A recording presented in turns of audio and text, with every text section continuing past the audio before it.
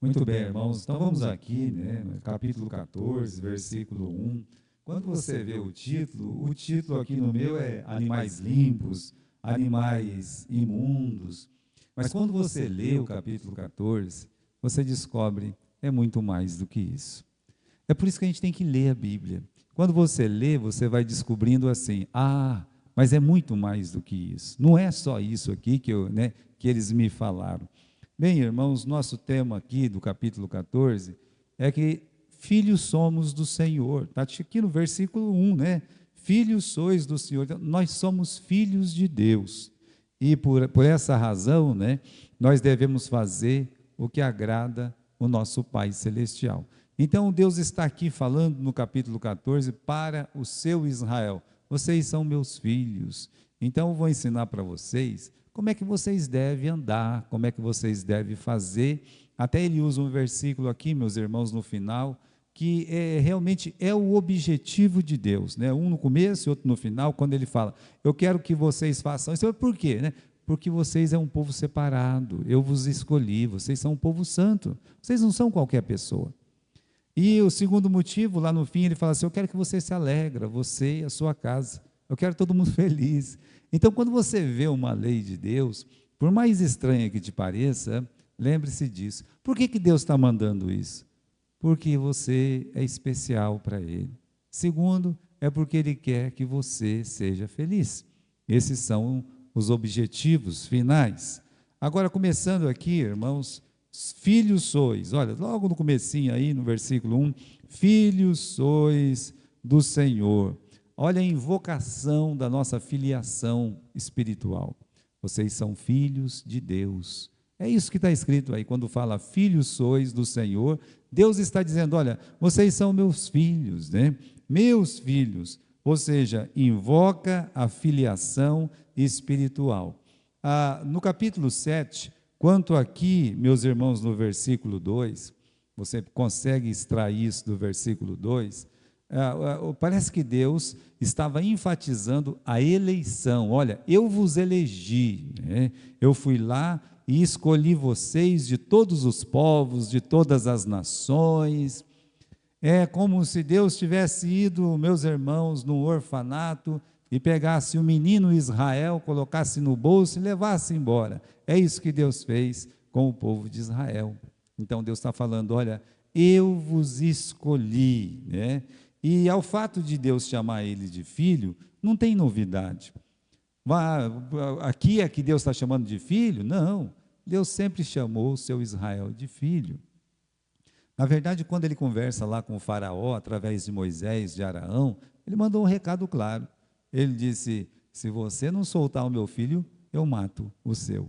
Então Deus, ele sempre tratou Israel como seu filho. E continua sendo. Como é que Israel vai deixar de ser o filho de Deus? Não tem jeito, né? Então, meus irmãos, é num sentido espiritual. Agora, olha o privilégio que é essa frase, ser filho de Deus. Por quê? Porque Deus não precisa de filhos. Já temos dito isso até com uma certa constância, que Deus não precisa de nós. Você acha mesmo que Deus precisa de alguma coisa a nós? Deus precisa de mim? Não. Deus precisa de você? Também não. Não, coitadinho de Deus se não fosse eu. Não, não, coitadinho de mim se não fosse Deus. Eu nem estaria aqui, não é verdade? Então, Deus não precisa de mim, sou eu que precisa dele. Agora, Deus não precisa de filhos, ele já tem o filho amado que é Jesus. Aliás, ele tem um filho amado que ele mesmo falou por 3 vezes no Novo Testamento, que me agrada, né? Esse aqui não me decepciona, esse aqui faz a minha vontade, esse não é rebelde. Então, que filho é o nosso Senhor Jesus? Que filho foi o nosso Senhor Jesus? Então, dava aquela alegria para Deus, nunca uma tristeza, sempre a alegria. Aí Deus pega e nos adota, né? Adota um Gilberto da vida que só dá trabalho. Olha que interessante. Ele precisa de mim? Não. Ele precisa de um filho? Não. Mas eu preciso de um pai, calma lá, né? Eu preciso de um pai celestial que me adote. Por isso, meus irmãos, nós somos filhos, não porque merecemos, mas porque Deus, ele nos adotou. né? Agora, tem uma coisa interessante: toda alma sem Jesus vive uma orfandade espiritual. Paulo toca nesse assunto lá para os Efésios. Ele fala para os Efésios, né, no capítulo 2, que aquelas pessoas sem Jesus, como ele fala, né? Ele diz assim: vocês não, esses sem Jesus são filhos da ira e filhos da desobediência. Veja só, né? Filhos da ira e filhos da desobediência. São pessoas sem Jesus. Mas se eu não sou filho de Deus, eu sou filho de quem? Começa com essas duas coisas, as outras são piores. Mas pense assim: uma pessoa que não é filha de Deus, ela é filha da ira. A ira de Deus permanece sobre ele, João 3,36. Filhos da desobediência, porque estão desobedecendo a palavra de Deus. Então, meus irmãos, é melhor ser filho de Deus. Agora, o que eu faço para ser filho de Deus? Quando eu nasci, ou você nasceu, você não é um filho de Deus. Aquela história, né, que você está lá na escola, ou na rua, ou no trabalho, você fala assim: dá um pedaço desse bolo para mim, porque eu também sou filho de Deus. Quer uma frase mais conhecida que essa? Deixa um espaço aí para mim, eu também sou filho de Deus. Às vezes o camarada nem não sabe nada, né? Aquela pessoa rebelde e tal, fala uma bobagem dessa, porque vai falando uma pessoa, duas ela fala também, né? Mas quando nós nascemos, nós somos criaturas de Deus. Olha a diferença. Não tem nada a ver com filiação, né? Tem a ver com ser criado, né? Somos criaturas de Deus. Agora, para ser filho de Deus, tem que entregar a vida para Jesus. Eu separei 2 versículos aqui, né, que é João capítulo 1, no versículo 12, e Gálatas capítulo 3, versículo 26. Existem muitos versículos na Bíblia que mostram que nós só podemos ser filhos de Deus quando entregamos a vida para Jesus. Mas esses dois, para mim, eles são claríssimos. Por exemplo, em João capítulo 1, versículo 2, diz que a todos quanto receberam, deu-lhes o direito. Olha, você tem o direito de se tornar filho de Deus, ou seja, aos que creem no seu nome. Então, se você recebeu Jesus, você tem esse direito. Não, eu não recebi Jesus. Não, então você não tem direito. Quem tem direito e quem não tem direito. A gente aprende muito isso, essa questão de quem tem direito e quem não tem direito. Não é verdade? Você chega lá, fala assim: eu quero andar nessa circular aqui, eu não tenho dinheiro. Então você não anda, você não tem direito de andar. Mas eu tenho aqui R$10, eu vou pagar. Então você tem direito, né? Pode entrar aqui e pode andar. Então, meus irmãos, direito é: eu posso, eu não posso, eu sou, eu não sou. Então, se você recebe, todos quanto receberam, deu-lhes o direito, quer dizer, o poder, a autoridade. A palavra original é autoridade, né? De se tornar filho de Deus, ou seja, os que creem no seu nome. Por que tem essa palavra autoridade no original? É para você realmente poder olhar para o seu amigo, para o seu vizinho, para o seu parente e dizer assim: você não quer ser filho de Deus? Essa autoridade. Não. Para crer, para ser filho de Deus, tem que crer em Jesus, porque senão você continua sendo apenas uma criatura de Deus. Olha a autoridade que você tem quando você recebe Jesus, de falar isso para as pessoas. Aí, meus irmãos, olha o que diz Paulo lá para os Gálatas: porquanto, né, todos vós sois filhos de Deus por meio da fé que tendes em Cristo. Então, são filhos de Deus porque foram batizados em alguma igreja? Não, de jeito nenhum. Meus irmãos, água não quer dizer nada, o batismo não salva ninguém. O batismo revela o que você disse para Deus. E eu entrego a minha vida a Jesus. Pronto. Aí você vai lá e diz para o mundo inteiro: olha, eu estou dizendo para o mundo inteiro que eu já entreguei minha vida para Jesus, e eu creio que Jesus morreu, foi sepultado e ressuscitou, e vou mostrar isso pelo meu batismo. Mas olha que está escrito: sois filhos de Deus por meio da fé em Cristo Jesus. Então, é assim que uma pessoa se torna filha de Deus. Não é porque vai na igreja, não é porque foi batizado em alguma igreja, não é porque faz uma coisa boa. Isso não faz de ninguém ser filho de Deus. O que faz uma pessoa ser filha de Deus, tendes fé em Cristo Jesus. Agora, meus irmãos, se somos filhos de Deus, então a gente vamos cuidar da nossa imagem, né? Vamos cuidar da nossa imagem. Aqui no versículo 1 e 2, principalmente no versículo 1, fala assim, ó, vocês são filhos de Deus, não fica dando golpe, nem pondo calva aí nos vossos olhos, por causa de algum morto. É como se Deus estivesse dizendo, olha, vocês são meus filhos, vocês não podem andar de qualquer jeito, vocês não podem se vestir de qualquer jeito, vocês não podem fazer as coisas de qualquer jeito. É o que Deus está falando aqui para nós. Olha, os povos antigos, e muitos hoje ainda, isso acontece muito, né? Agora nós temos as tribos modernas, mas aí em outrora, em tempos passados, havia as tribos lá, né? Nós podemos chamar de tribo. Quando você vê aqueles filmes antigos, né, de índio, tem uns índios que o cabelo dele está virado para cima assim, né? E tem outros que pegam, e quem é aqui no Brasil, eles colocam uma coisa assim no beiço, assim, com uma rodela desse tamanho no beiço, né? Lá, por exemplo, na África, é costume as mulheres colocar um negócio assim no pescoço, que o pescoço fica desse tamanho. Quanto mais alto é o pescoço, mais bonita ela é a Miss, quanto mais conseguir esticar aquele pescoço, né? É uma forma, assim, que eu diria, cultural, né? Mas de expressar, seja um privilégio, seja a sua própria pessoa, né? Mas tudo bem, né? Você chega numa tribo, você não pode se achar melhor do que aquela tribo só porque você não tem nada no seu beiço e o camarada colocou um negócio desse tamanho e está com o beiço leivado. Não sei como é que consegue comer, né? Mas eles conseguem, mas nós não somos melhores. Se é o costume deles lá fazer isso, está tudo bem, né? Eu poderia ser um crente com uma coisa daquela lá e não teria nenhum problema, tá certo? Desde que seja, ó, aqui na nossa tribo, todo mundo coloca isso no beiço aqui, coisa e tal, né? Não vai ter problema.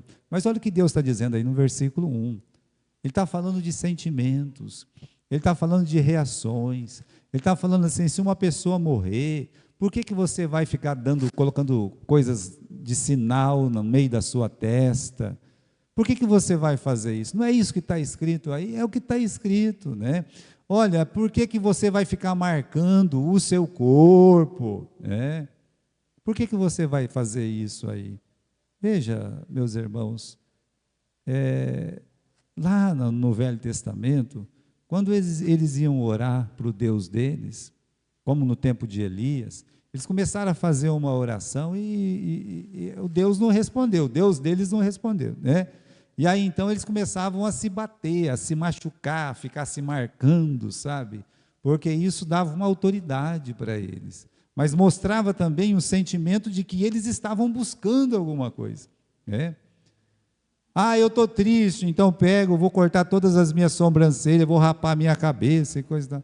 Então, o que Deus está querendo mostrar com isso é que alguns costumes, eles não são costumes que glorificam a Deus. E são costumes que não apenas não glorificam a Deus, mas de alguma forma prejudica a sua própria alma. A alma da pessoa é prejudicada. Vamos dizer que essa pessoa, ela não conhece a Deus, então a ira de Deus já permanece sobre ela. Ela não é uma filha de Deus.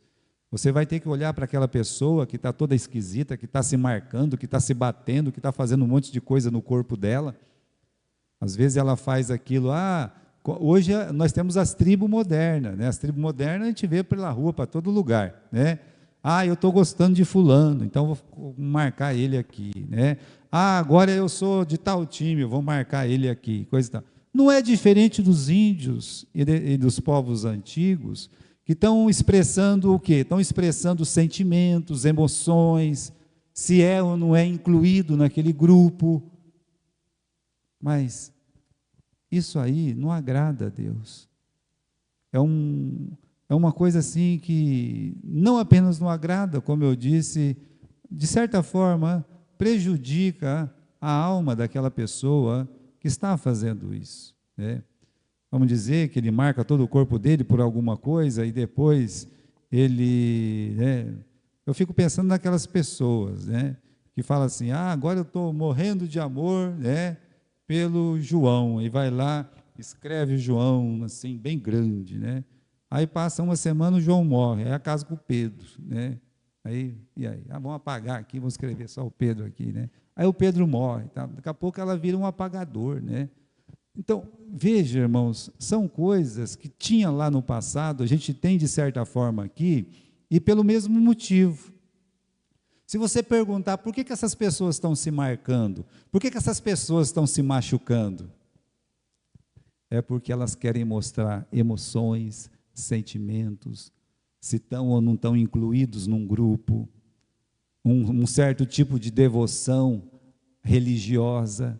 Então, isso aí não é uma coisa boa, não é bom, de jeito nenhum, né? E como é que deve ser o nosso comportamento, né? Primeiro, você venha como estás, você é uma pessoa amada de Deus, né? Nós estamos vivendo um tempo que muita gente está fazendo algum tipo de marca, e é assim mesmo, né? Essa pessoa, eu coloco na cabeça, ela, antes de tudo, ela é amada de Deus. Deus, ele tem um amor por essa pessoa. E a Bíblia diz, venha como você está. Essa é a primeira coisa. Segundo, né, eu creio mesmo, né, deixe o seu corpo quieto, né, revele seus sentimentos, emoções, inclusões de formas espirituais. Você não precisa ficar se escrevendo no seu corpo o que você sente, o que você gosta. Eu gosto de cachorro. Então, tá bom, né, cria um cachorro, né, vai ficar melhor do que você se marcar com a figura de um cachorro. Não, mas eu quero me marcar, e tá vendo, né? Então, são certas coisas que, lá no fundo, vai acabar prejudicando, de alguma forma, a sua própria vida, né? Então, veja, eu deixaria o meu corpo quieto. Só isso que eu aconselho, né? Mas, quando eu vejo, meus irmãos, aqui no versículo 1, uma condenação direta a tudo que as pessoas fazem hoje em relação a esse assunto, eu não sei se eu consigo concordar, porque aqueles estavam fazendo, né, por humor e coisa e tal, né, não sei. Então, teria que ter um estudo mais profundo sobre isso, né. Às vezes nós somos muito radicais mesmo, né, sem conhecer o total das Escrituras. Vamos continuar aqui, né. Agora, meus irmãos, do versículo 3 em diante, fala assim, nenhuma abominação comereis. Aí Deus faz o seguinte, Deus dá uma lista das coisas que pode e uma lista das coisas que não pode. Os que pode é sempre menos, né? Você pode comer boi miúdo, gado, ovelha, etc.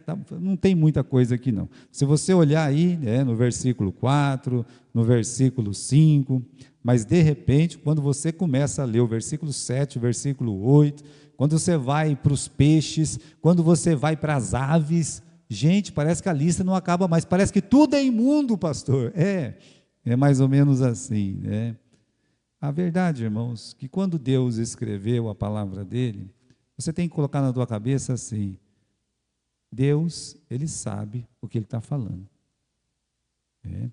E ele gostaria que você se alimentasse da forma mais saudável possível. Essa é a vontade de Deus. Pastor, eu não vou mais comer isso que está escrito na Bíblia. Tá bom, nota 1000 para você, né? Nós devemos mesmo nos alimentar de uma forma melhor, o melhor que puder, né? Então, uma vez a pessoa falou assim, né, lá em casa não, né, ele estava falando lá na casa dele, o seu prato tem que ser o mais colorido possível, ele não pode ser só marrom, né, ou só vermelho, ele tem que ser verde, ele tem que ser amarelo, ele tem que ser vermelho, ele tem que ser branco, ele tem que ser preto.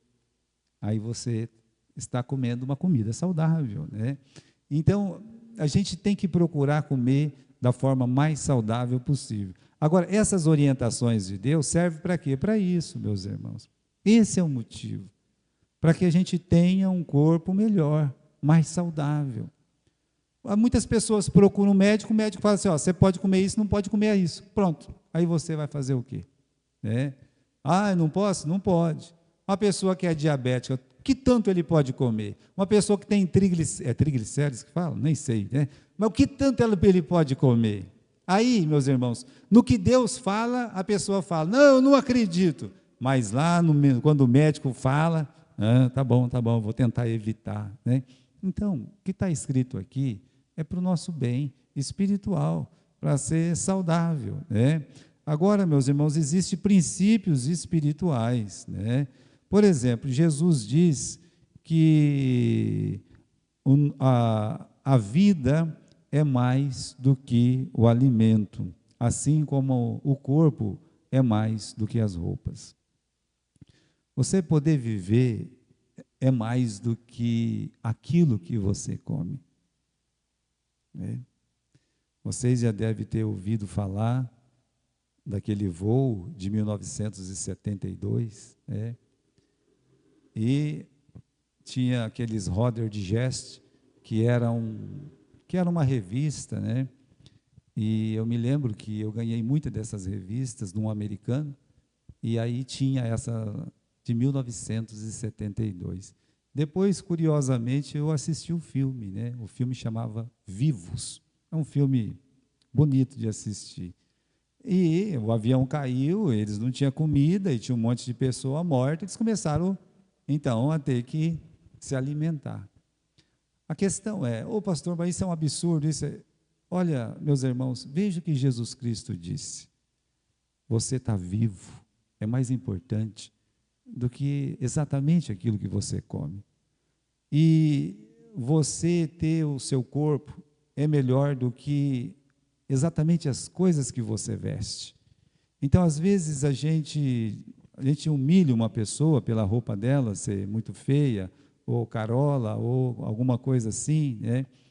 E algumas pessoas realmente deixam muito a desejar com roupa, mas lembre-se do seguinte, aquela alma que está ali, ela é mais importante do que aquela roupa que está vestindo aquela alma. O crente, ele deve entender que ele deve se vestir de uma forma que Deus não vai ficar envergonhado. Estou tentando tratar disso com a minha turminha lá, com a minha classe lá, né, da minha escola bíblica. E eu percebi, pela graça de Deus, a melhora profunda, né? E eu vejo, meus irmãos, que precisa desse motivo espiritual. Então, aqui, né, quando a gente vai falando dessas coisas, existem princípios espirituais também, né?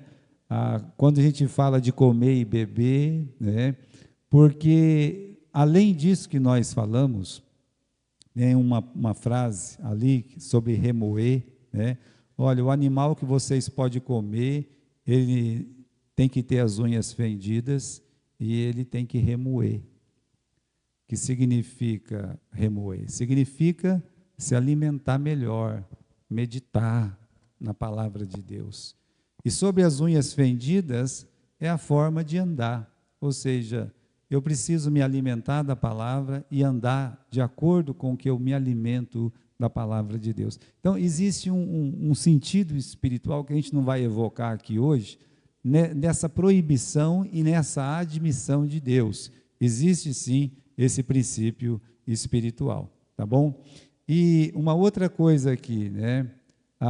Pode voltar lá, filha, naquele lá, né? Isso mesmo, né? Então, quando a gente fala de remoer e também das unhas fendidas, é porque não adianta conhecer a Bíblia se a forma que a gente conduz a nossa vida, como a gente anda, como a gente fala, as coisas que a gente faz, né, não tiver de acordo, ou seja, nos denuncia.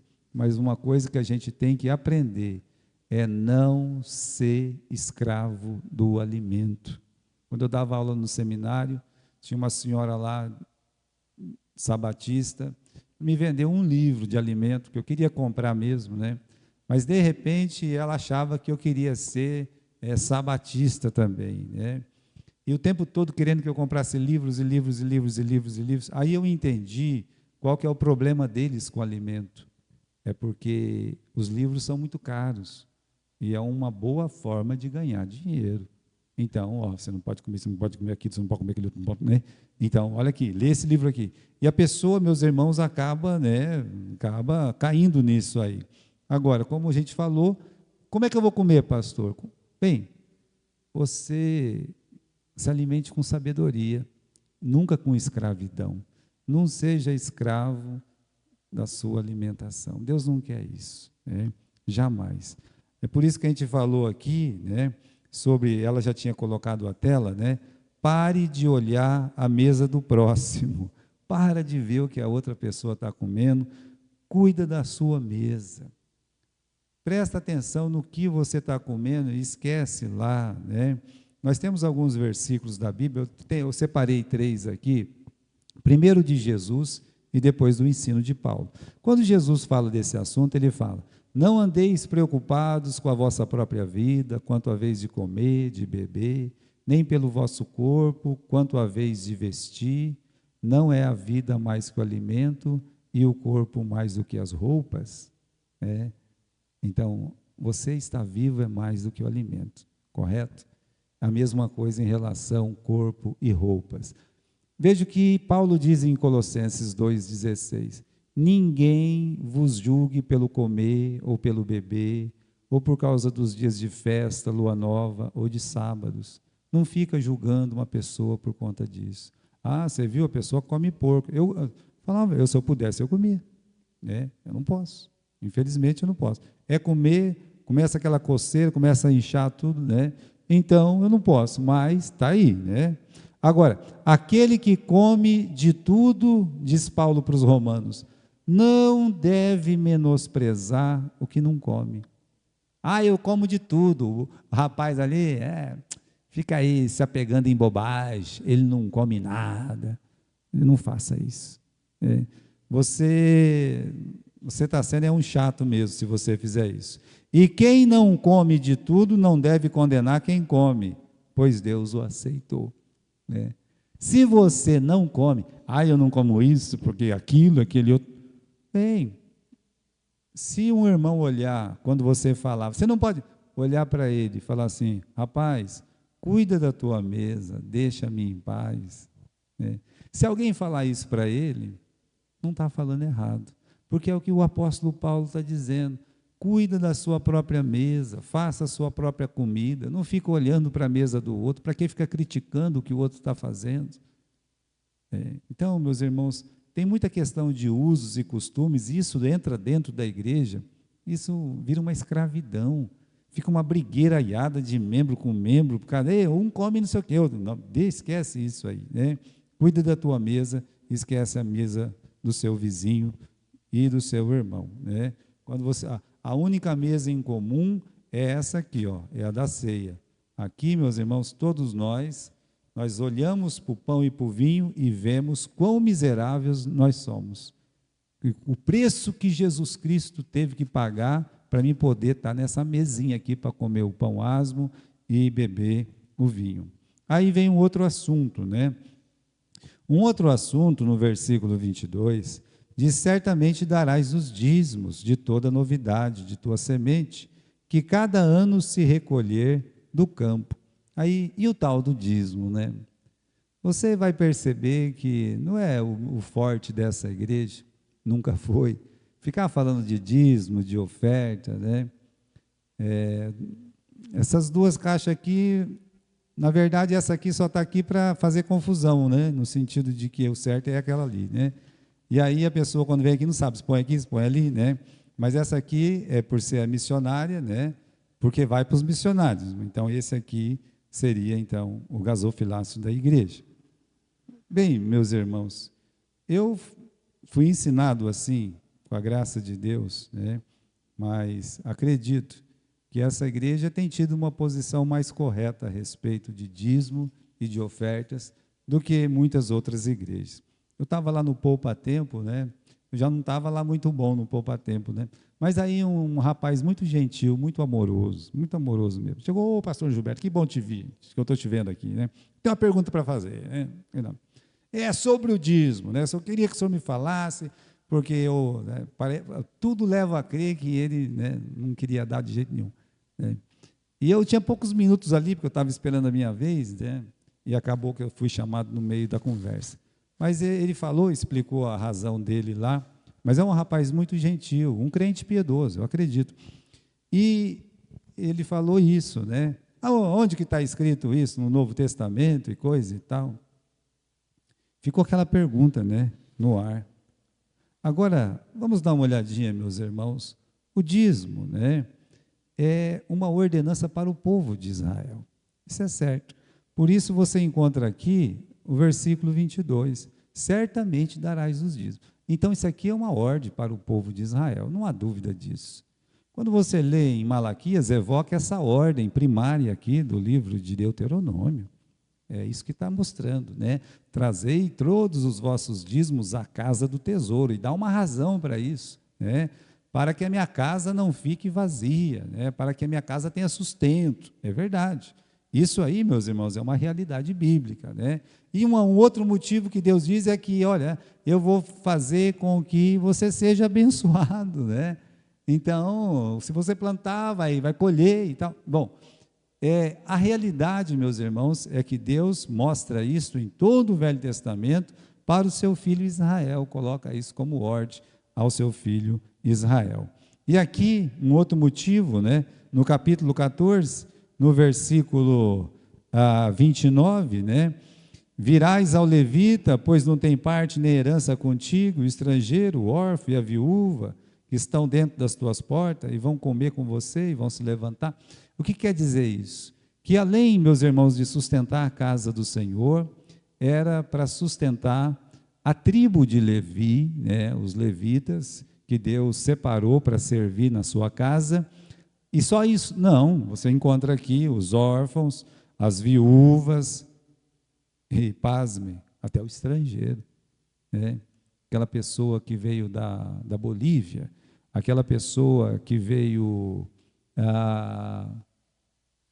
lá da Venezuela. Me lembro de um boliviano que comprou um carro que eu tinha aqui, um Corolla preto, né? Pedi um tanto para ele, aí ele veio aqui, eu falei, não, né? Ele tinha 3 crianças no carro dele, quando eu olhei. Aí eu fui chegando mais perto, era 5, né? Tinha 5 crianças. Eu disse, meu amigo, esse carro não vou vender para você, porque esse carro aqui é um problema, né? Então, esse carro tem que ser para uma pessoa que entende, é um carro importado, eu não vou vender, né? Eu estava pedindo 7 mil no carro, né? Não, mas eu quero comprar, né? Aí, até que ele chegou pela 3ª vez, veio lá no Maracá, né? Ele disse, pastor, eu sou mecânico. Meu trabalho lá na Bolívia era ser mecânico. Eu entendo tudo desse carro, tudo que o senhor imagina. Conheço esse motor aí profundamente, né? Por isso que eu quero comprar esse carro. Aí, meus irmãos, eu diminuí quase que 1/3 do valor, né? Eu enchi o tanque de gasolina para ele, ainda levei o carro para ele lá, né? Passou uma semana, ele veio com aquela tropa toda aqui, né? Fazer uma visita na igreja. O carro estava arrumado, né? É impressionante. Mas essas pessoas, elas não podem ser exploradas. Não pode. Meus irmãos, explorar uma viúva, um órfão, um estrangeiro, eles são todos escravos aí na capital de São Paulo, mulheres costureiras, elas costuram 16 horas por dia. Aí, quando está com o dinheiro juntado para alguma coisa, entra um ladrão boliviano lá, ou entra e toma o dinheiro deles. Eles são sugados, dá dó deles. Você vai lá em Manaus, nas praças, tem aquele monte de família venezuelana lá. Então, irmãos, pense bem, Deus está falando. Os dízimos serviam para quê? Para todas essas coisas. Agora, vamos chegar no nosso ponto. O dízimo é o que então? Para mim, é uma atitude espiritual. O Abraão não estava na lei, ele entregou o seu dízimo, né? No Novo Testamento, não tem uma ordem direta de Jesus para dar o dízimo, né? Ele fala do dízimo, mas ele não dá uma ordem direta, né?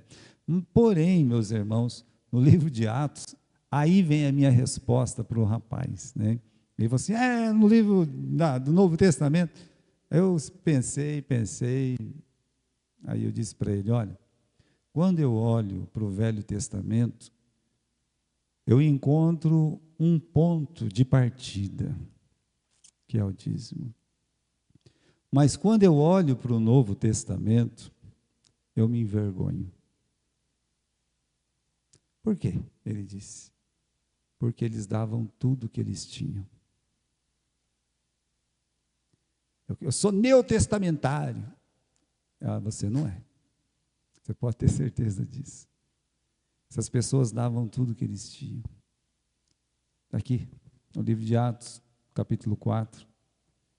Quando você lê, você fica assustado com a disposição daqueles irmãos. Eu vou ler alguns versículos só e vamos passar, né? No livro de Atos, no capítulo 4, no versículo 32. E era um o coração e a alma da multidão dos que criam, e ninguém dizia que coisa alguma que possuía era sua própria, mas todas as coisas eram comuns. E aí, meus irmãos, quando eu disse isso para aquele rapaz, o meu número, sabe lá que era, não lembro mais, 32, né? Que é o número do versículo aqui. Ele disse, é o Senhor, eu preciso ir. Que não bateu com aquilo que ele pensava. Portanto, irmãos, preciso ofertar. E Deus ama quem dá com alegria. Mas qual a medida?